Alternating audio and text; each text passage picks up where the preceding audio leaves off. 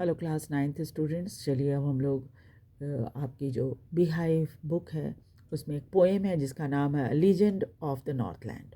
इसको पढ़ते हैं। लीजेंड मतलब जो कहानी जिसे हम अपने पूर्वजों से, नानी दादी से सुनते आ रहे हैं ना, दंत कथा कहा जाता है इसको। तो उस तरह की कहानी है। इसमें क्या है, एक लाइन में आपको थोड़ा समझाया गया है। This poem narrates the legend of an old lady who angered Saint Peter because of her greed. ये पोएम जो है एक लीजेंड है, कहादंत कथा है, जो कि एक बूढ़ी महिला का है जिसने सेंट पीटर को अपने लालच की वजह से नाराज़ कर दिया था। तो चलिए पोएम में देखते हैं कैसी कहानी है। Away, away in Northland, where the hours of the day are few and the nights are so long in winter that they cannot sleep them through. बहुत दूर दूर एक नॉर्थलैंड है। आपको पता ही ना कि जैसे जैसे आप नॉर्थ में जाएंगे वहाँ पर ठंड बहुत रहती है और दिन बहुत छोटा होता है, रात बहुत लंबी होती है। तो कह रहे हैं where the hours of the day are few, यानी दिन जो होते हैं बहुत छोटे होते हैं। And the nights are so long in winter, और ख़ास तौर पे ठंड के दिनों में रातें तो इतनी लंबी होती है कि आप सोकर उसे गुजार नहीं सकते, यानी सोकर ख़त्म नहीं कर सकते, इतनी लंबी रातें होती हैं। हमारे यहाँ भी रात लंबी होती है बट ठंड के दिनों में। बट क्या है कि नॉर्थलैंड में रात कुछ ज़्यादा ही लंबी होती है और आप सोकर उसे नहीं ख़त्म कर सकते। Where they harness the swift reindeer to the sledges when it snows and the children look like bear cubs in their funny furry clothes। और जब ठंड आती है तो क्या होता है, वो लोग हार्नेस बांध देते हैं रेनडियर के गले में। आपने देखा होगा इसको, सांता क्लॉज को पहने हुए हार्नेस लगा के रेनडियर के स्लेज पर चलते हुए। तो उस तरह से वो क्या करते हैं, जो तेज़ भागने वाले, स्विफ्ट मतलब तेज़ भागने वाले, है ना, स्विफ्ट रेनडियर, उसके गले में स्लेज लगी रहती है, बांधी रहती है। और वहाँ पर बर्फ़ ठंड के दिनों में बहुत गिरती है, तो बर्फ़ के ऊपर स्लेज में लोग चलते हैं, है ना। And the children look like bear cubs, और ठंड के दिनों में क्या होता है, बच्चों को पूरा ऊपर से नीचे तक कपड़े से ढका जाता है। तो क्या होता है, फरी कपड़े पहनकर वो बेयर कब्स की तरह दिखाई पड़ते हैं, बेयर यानी भालू के बच्चे की तरह दिखते हैं, है ना। इन देयर फनी फरी क्लोथ्स, और बहुत ही मज़ेदार उनके कपड़े होते हैं और फर वाले होते हैं ठंड से बचने के लिए। They tell them a curious story. I don't believe it's true, and yet you may learn a lesson if I tell the tale to you. They tell them a curious story. I don't believe it's true. एक बड़ी ही मतलब जिज्ञासा जगाने वाली कहानी वो बताते हैं। हालांकि पोएट को लगता है कि पोएट को उस कहानी पर उतना विश्वास नहीं है, लगता नहीं है कि सच होगा। Yet you may learn a lesson if I tell the tale to you। लेकिन वो कहते हैं कि हाँ, एक चीज़ ज़रूर है, वो ये कि जब मैं आपको ये कहानी सुनाऊंगा तो उससे आपको एक शिक्षा तो ज़रूर मिल जाएगी, है ना। एक शिक्षा आपको मिलेगी। टेल मतलब कहना और टेल मतलब कहानी होता है ना। तो आपको एक शिक्षा तो ज़रूर मिल जाएगी। क्या शिक्षा है? Once when the good Saint Peter lived in the world below and walked about it, preaching just as he did, you know। एक समय जो संत थे पीटर, वो इस दुनिया में थे, जब जिंदा थे तब क्या था, वो इधर उधर घूमते थे और प्रवचन देते थे, है ना। और जैसा कि सबको पता ही है कि उनका ये काम ही था, घूम घूम कर प्रवचन देना संतों का ही काम ही होता है। तो सेंट पीटर भी ये काम किया करते थे। He came to the door of a cottage in traveling round the earth, where a little woman was making cakes and baking them on the hearth। इस तरह से घूमते घूमते वे एक कॉटेज के पास दरवाजे पर आए। जब वो पूरे इधर उधर पृथ्वी पर परिक्रमा कर रहे थे, लोगों को प्रवचन सुना रहे थे, तो चलते चलते वो इस कॉटेज डोर पर, या जी झोपड़ी तो नहीं होता है ना, छोटा घर होता है कॉटेज, वहाँ पर आ गए। और वहाँ पर एक छोटे कद की महिला जो थी वो क्या कर रही थी, केक बना रही थी और अपने हर्थ कहते हैं चूल्हे को जिसमें केक को बेक किया जाता है, उसमें वो उसको बेक कर रही थी. And being faint with fasting, for the days are almost done, he asked her from her store of cakes to give him a single one. और चूँकि चलते चलते वो बड़े थक गए थे और भूखे भी थे, तो उन और दिन भी ख़त्म हो रहा था, तो उनको लगा कि भाई कुछ खाने के लिए मिल जाता तो अच्छा था. तो उन्होंने उस महिला से पूछा कि भाई तुम्हारे पास जो इतने केक है ना, उसमें से एक केक मुझे दे दो खाने के लिए. So she made a very little cake. फिर क्या हुआ, उसने बहुत छोटा सा एक केक बनाया. But as it baking lay, she looked at it as thought it seem too last to give away. लेकिन जब वो बेक करने के लिए उसने डाला और जब उसे बाहर निकाला तो देखा कि वो तो बहुत बड़ा है. आपको पता ही है बेकिंग के लिए आप छोटा सा आटे का गोला डालोगे तो फूल के बड़ा हो जाता है. तो उसने देखा कि ये तो बहुत बड़ा हो गया है और उसको लगा कि भाई इतना बड़ा किसी को कैसे दे दें. तो देने के लायक उसको नहीं लगा, उनको लगा कि नहीं ये बहुत बड़ा है, इतना बड़ा नहीं दे सकते इनको. Therefore she needed another. उसने फिर से आटा गूँथा and still a smaller one. फिर और उससे छोटा सा आटे का टुकड़ा लिया. But it looked when she turned it over as large as the first one had done. तो फिर जब उसने बेक किया फिर वो फूल के उतना ही बड़ा हो गया जितना वो पहले वाला था. And then she took a tiny scrap of dough and rolled it flat and baked it thin as a wafer, and she couldn't part with that.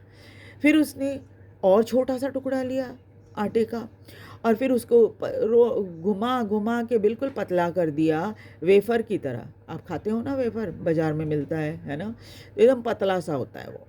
तो वेफर की तरह उसको पतला कर दिया.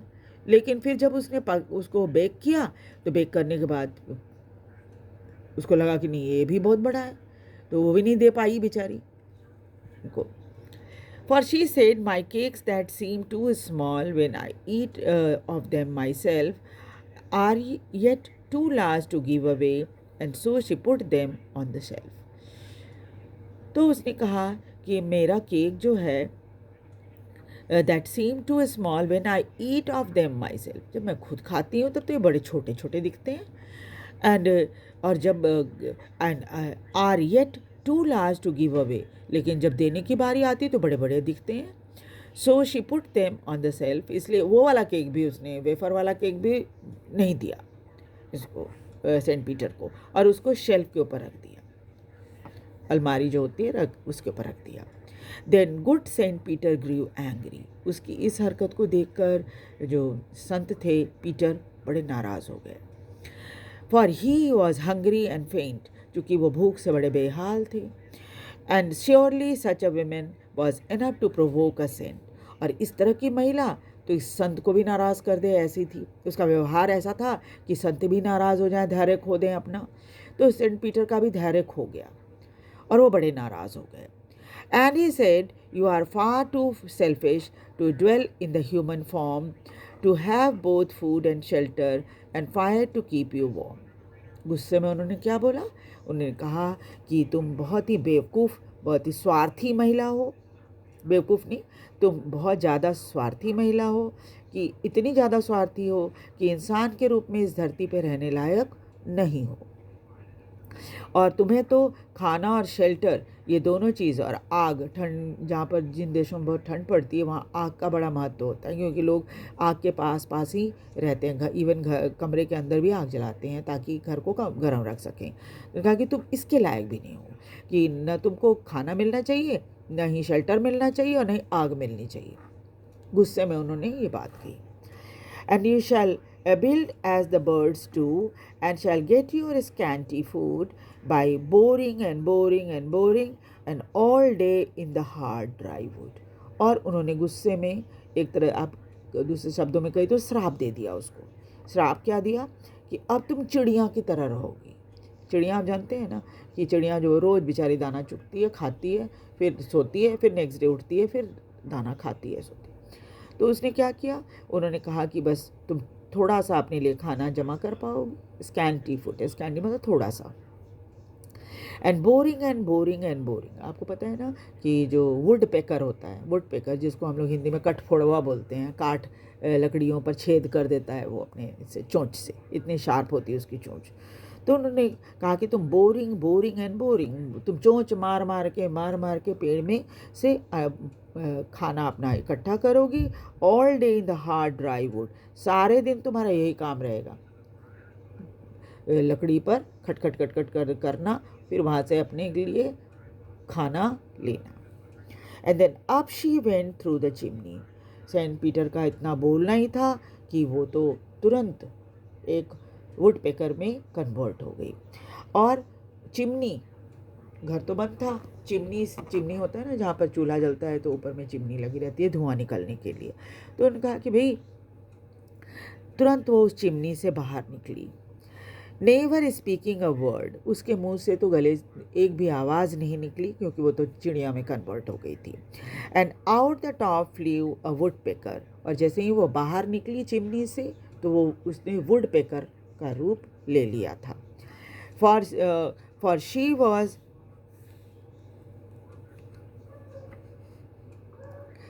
चेंज टू बर्ड, और उनके श्राप देते ही वो एक पक्षी में तब्दील हो गई थी।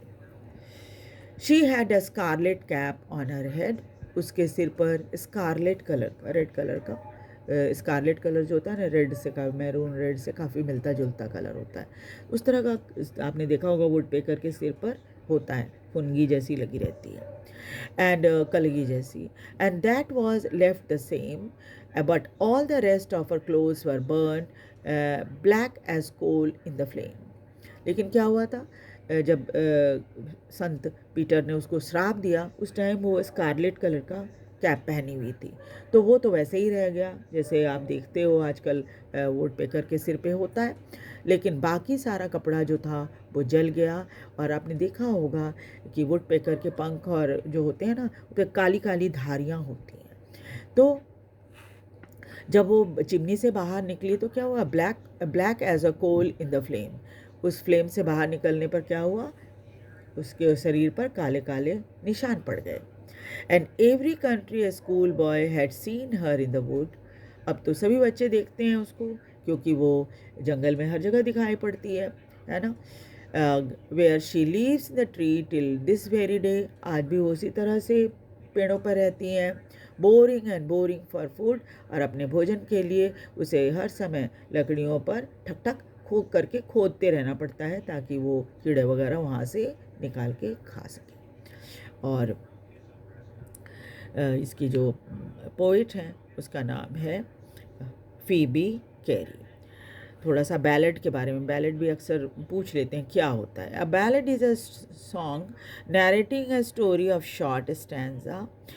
Ballads are a part of folk culture or popular culture and are passed on orally from one generation to the next. A legend of the Northland is a ballad.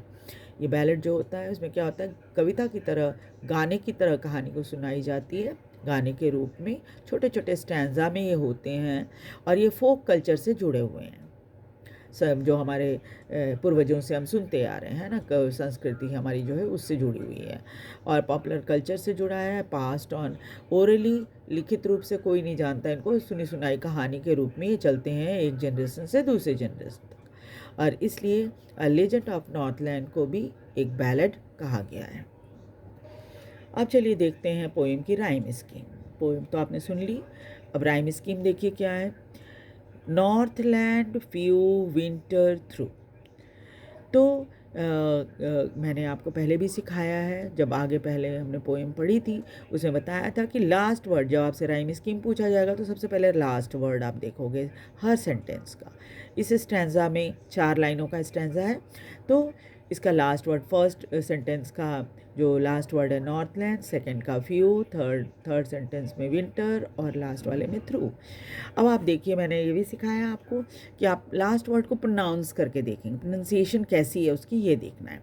तो प्रोनाउंसिएशन देखिए कैसी है, नॉर्थलैंड फ्यू विंटर थ्रू। तो यहाँ पर क्या है, Northland जो है इनमें से किसी से मैच नहीं कर रहा है ना प्रोनाउंसिएशन में। उसके बाद देखिए फ्यू एंड थ्रू, बोलते हैं तो प्रोनाउंसिएशन एक जैसी है। विंटर अलग है बिल्कुल। अब इसका नामकरण कैसे करोगे ये भी सिखाया मैंने। ए से स्टार्ट करना है। तो अगर फर्स्ट नॉर्थलैंड को हम ए करते हैं तो फ्यू को हमें बी करना है, और फिर विंटर चूँकि नॉर्थलैंड से बिल्कुल मैच नहीं कर रहा है तो उसको सी करना है। लेकिन फ्यू एंड थ्रू मैच कर रहा है तो हम इसमें इसको भी बी और इसको भी बी देंगे। तो अब आपकी पहले लाइन की राइम स्कीम क्या बनेगी? A B C B, A B C B.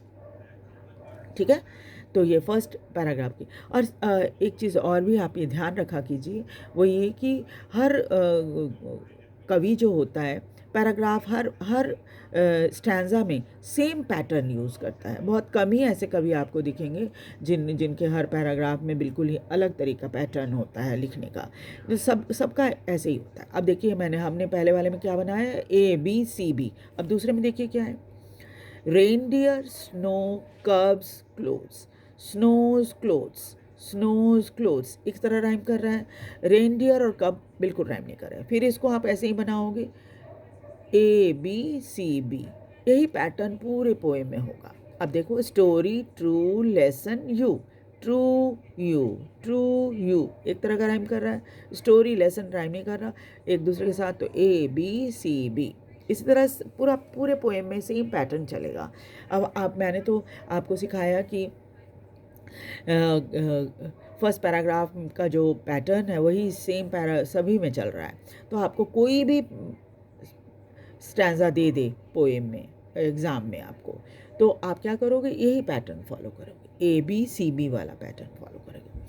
और जैसे 4 लाइन्स आती हैं और उसमें उससे रिलेटेड क्वेश्चन आते हैं, तो आप है सो उसी हिसाब से इसके आंसर लिखोगे। ठीक है,